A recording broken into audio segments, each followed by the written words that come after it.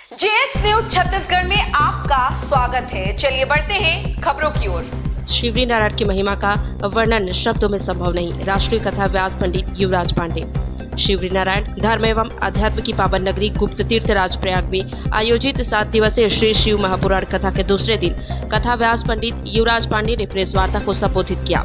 उन्होंने कहा कि गुरु पूर्णिमा के पश्चात यह इस सत्र की उनकी प्रथम श्री शिव महापुराण कथा है और भगवान नर नारायण तथा भगवान भोलेनाथ की असीम कृपा से उन्हें पवित्र तीर्थ नगरी शिवरी नारायण में कथा वाचन का सौभाग्य प्राप्त हुआ है। प्रेस वार्ता के दौरान पंडित पांडे ने कहा कि शिवरी नारायण की महिमा का पूर्ण वर्णन कोई भी विद्वान या ज्ञानी नहीं कर सकता। महानदी शिवनाथ एवं जोक नदी के पावन त्रिवेणी संगम से सुशोभित यह क्षेत्र अत्यंत दिव्य एवं पुण्यदायी है। शिवरी नारायण और खरौद की इस पावन धरती पर भगवान शबरी नारायण एवं भगवान शिव की विशेष कृपा सदैव बनी रहती है। उन्होंने कहा कि भगवान श्री राम के वनगमन से जुड़ा यह क्षेत्र धार्मिक, सांस्कृतिक एवं आध्यात्मिक दृष्टि से अत्यंत महत्वपूर्ण तीर्थ स्थल है।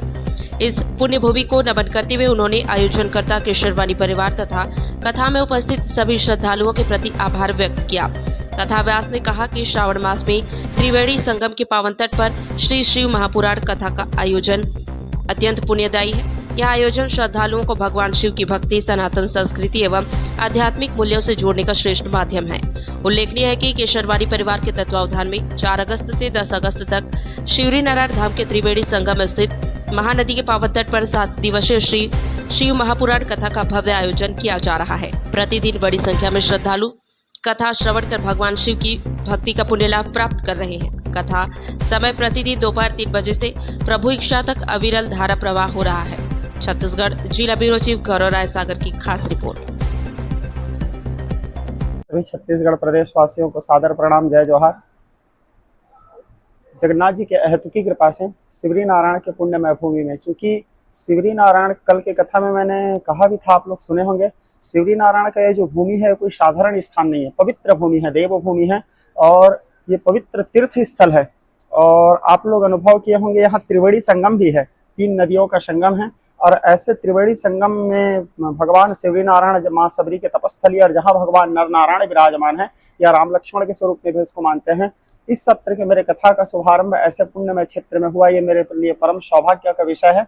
और समस्त शिवरी नारायण के नगर वासियों को भी हृदय से सादर प्रणाम करते हुए, यहाँ के कण कण में विराजमान समस्त देवी देवताओं को प्रणाम करते हुए, भगवती चित्रोत्पला गंगा को सादर प्रणाम करते हुए यहाँ के कथा का शुभारंभ होने जा रहा है। भगवान महादेव हैं, उन्हें लक्ष्मणेश्वर महादेव भी कहते हैं, लक्षेश्वर महादेव कहते हैं, खरौद वाले बाबा कहते हैं। भगवान महादेव के यहाँ विशेषता, यहाँ 1.25 लाख छिद्र है और उस छिद्र का थाह आज तक कोई नहीं पाए हैं। यहाँ से 2 या 3 किलोमीटर है। और लखन लाल जी और रघुनाथ जी रावण और मेघनाथ का जब वध किए, चूंकि मेघनाथ और रावण दोनों ब्राह्मण थे तो उन्हें ब्रह्म हत्या लगा। ब्रह्म हत्या लगने के बाद ब्रह्म हत्या के दोष निवारण आकर के यही किए थे, ये भी राम वनगमन पथ मार्ग है, तो राम जी यही उपासना किए थे भोले बाबा के, इसलिए लखन लाल जी उपासना किए थे, इसलिए इनको लक्ष्मणेश्वर महादेव कहते हैं। और मैं भी जाऊंगा यहाँ 1-2 दिन के बाद में, थोड़ा सा स्वास्थ्य ठीक होने के बाद, और जा करके भोले बाबा के दर्शन करूंगा।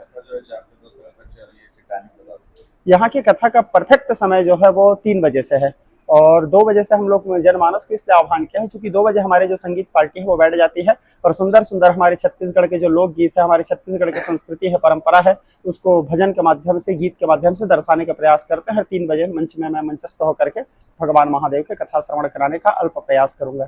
सूर्य नारायण आए हैं, सूर्य के लिए एक बड़ा सुंदर गीत बनाऊं और गीत बना करके जाने से पहले उस गीत को यहाँ गा करके जाऊं माता सबरी के लिए।